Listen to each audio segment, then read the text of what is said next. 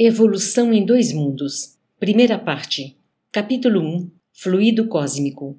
Plasma divino. O fluido cósmico é o plasma divino, hausto do Criador, ou força nervosa do Todo Sábio. Nesse elemento primordial, vibram e vivem constelações e sóis, mundos e seres, como peixes no oceano. Cocriação em plano maior. Nessa substância original, ao influxo do próprio Senhor Supremo, operam as inteligências divinas a ele agregadas, em processo de comunhão indestrutível, os grandes devas da teologia hindu, ou os arcanjos da interpretação de variados templos religiosos, extraindo desse hálito espiritual os celeiros da energia com que constroem os sistemas da imensidade, em serviço de cocriação em plano maior, de conformidade com os desígnios do Todo Misericordioso, que faz deles agentes orientadores da criação excelsa. Essas inteligências gloriosas tomam o plasma divino e convertem-no em habitações cósmicas de múltiplas expressões, radiantes ou obscuras, gaseificadas ou sólidas, obedecendo a leis pré-determinadas, quais moradias que perduram por milênios e milênios, mas que se desgastam e se transformam por fim, de vez que o espírito criado pode formar ou cocriar, mas só Deus é o Criador de toda a eternidade.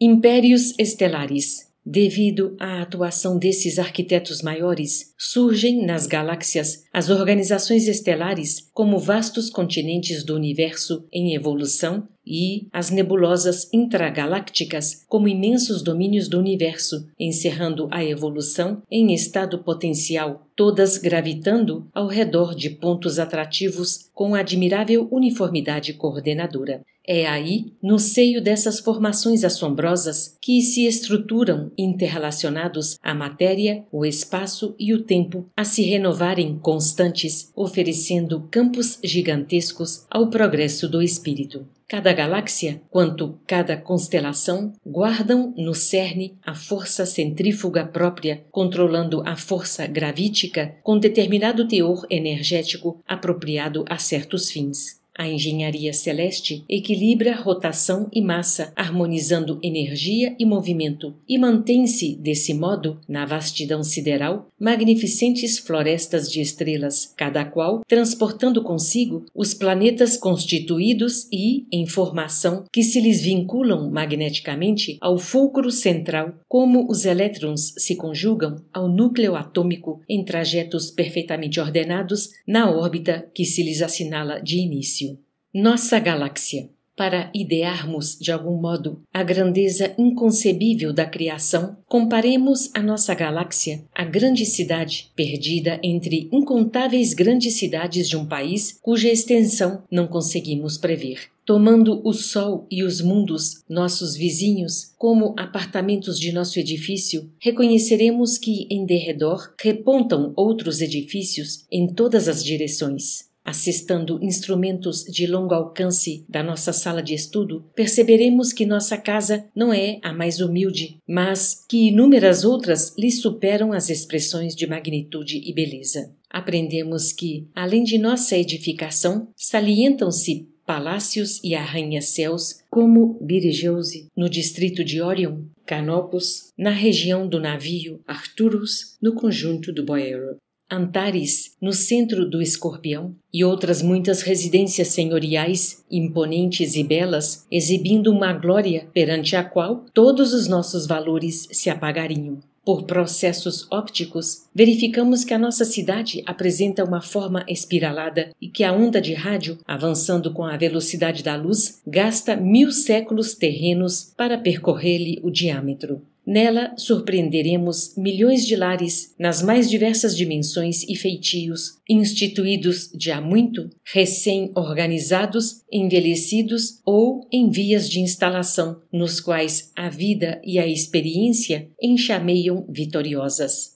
Forças atômicas. Toda essa riqueza de plasmagem nas linhas da criação ergue-se à base de corpúsculos sob irradiações da mente, corpúsculos e irradiações que, no estado atual dos nossos conhecimentos, embora estejamos fora do plano físico, não podemos definir em sua multiplicidade e configuração, porquanto a morte apenas dilata as nossas concepções e nos aclara a introspecção, iluminando-nos o senso moral, sem resolver, de maneira absoluta, os problemas que o universo nos propõe a cada passo com os seus espetáculos de grandeza. Sob a orientação das inteligências superiores, congregam-se os átomos em colmeias imensas e, sob a pressão, espiritualmente dirigida, de ondas eletromagnéticas, são controladamente reduzidas às áreas espaciais intratômicas sem perda de movimento, para que se transformem na massa nuclear adensada de que se esculpem os planetas, em cujo seio as mônadas celestes encontrarão adequado berço ao desenvolvimento.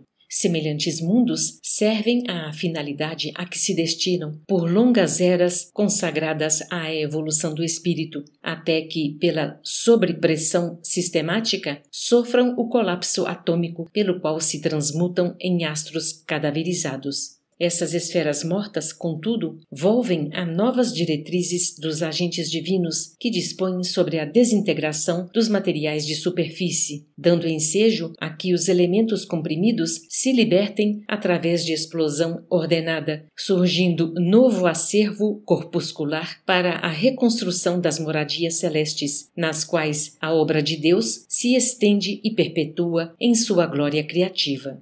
Luz e calor. Os mundos ou campos de desenvolvimento da alma, com as suas diversas faixas de matéria em variada expressão vibratória, ao influxo ainda dos tutores espirituais, são acalentados por irradiações luminosas e caloríficas, sem nos referirmos às forças de outra espécie que são arrojadas do espaço cósmico sobre a Terra e o homem, garantindo-lhes a estabilidade e a existência. Temos, assim, a luz e o calor, que, teoricamente, classificamos entre as irradiações nascidas dos átomos supridos de energia. São estes que, excitados na íntima estrutura, despedem as ondas eletromagnéticas. Todavia, não obstante tatearmos com relativa segurança as realidades da matéria, definindo a natureza corpuscular do calor e da luz, e, embora saibamos que outras oscilações eletromagnéticas se associam, insuspeitadas por nós, na vastidão universal, aquém do infravermelho e além do ultravioleta, completamente fora da zona de nossas percepções, confessamos com humildade que não sabemos ainda, principalmente no que se refere à elaboração da luz, qual seja a força que provoca a agitação inteligente dos átomos, compelindo-os a produzir irradiações capazes de lançar ondas no universo com a velocidade de 300.000 km por segundo, preferindo reconhecer em toda parte, com a obrigação de estudarmos e progredirmos sempre, o hálito divino do Criador.